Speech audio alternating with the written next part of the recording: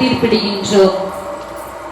திருமணமான புதிதில் மகிழ்ச்சியாக இருக்கும் தம்பதிகள் சில வருடங்கள் கழித்து ஒருவரை குற்றம் சுமத்தி அவள் அப்படிதான் இவள் இப்படிதான் என தீர்ப்பளித்து விடுகிறோம்.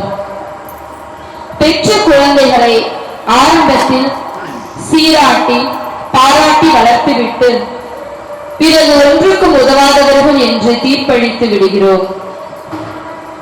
பணத்திற்காக பாசத்தை உதறி தள்ளிவிட்டு மாமியாருக்கு எதிராக மருமகளும் மருமகளுக்கு எதிராக மாமியாரும் தவறாக தீர்ப்பிடுகின்றோம்.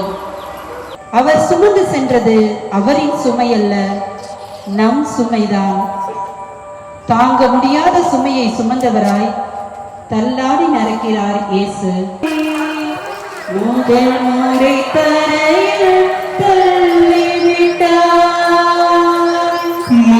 முதல் கடவுளை தேட சொன்னேன், முதல் முறை தரையில் தள்ளிவிட்டார்.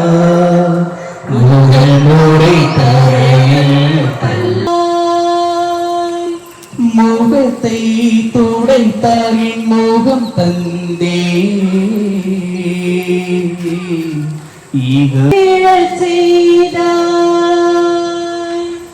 எழுந்து திருந்தி வாயங்களை இரண்டாம் முறையாய் விழச் செய்தார். இரண்டாம் சுயநல ஆடையை நீ கொண்டார், என் பிறநல ஆடையை ஒரிக்கின்றார். பிறநல உனக்காக நான் மரித்தேனே, எனக்காக நீ என்ன செய்தாய், எனக்காக நீ என்ன செய்தாய். ஸ்தோத்திரம் செய்கிறோம். ஏனெனில் புனித பாரமான சிலுவையை கொண்டு உலகத்தை மீட்டு ரட்சித்தீர். இயேசு உயிர் துறத்தல். உங்கள் பகைவரிடம் அன்பு கூறுங்கள், உங்களை துன்புறுத்துவோருக்காக ஜெபியுங்கள் என்ற ஒப்பற்ற தத்துவத்தை பாரமான சிலுவையை கொண்டு உலகத்தை மீட்டு ரட்சித்தீர். 13ஆம் நிலை. தாயின் மடியில்.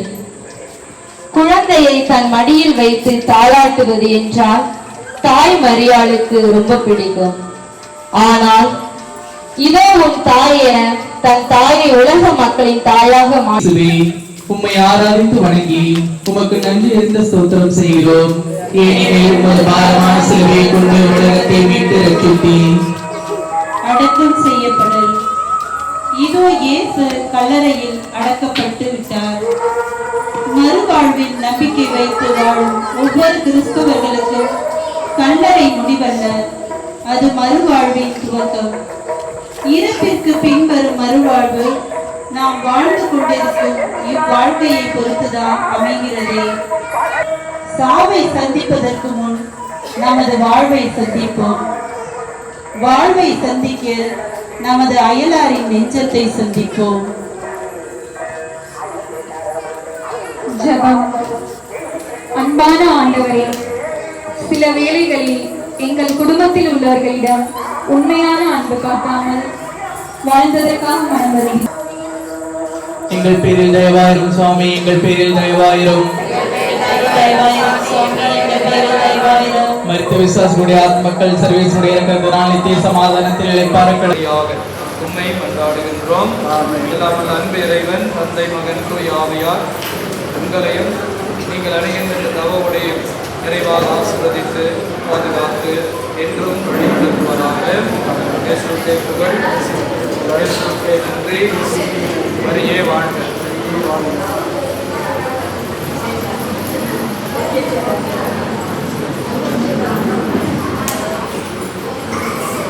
oh, oh, oh, oh, oh.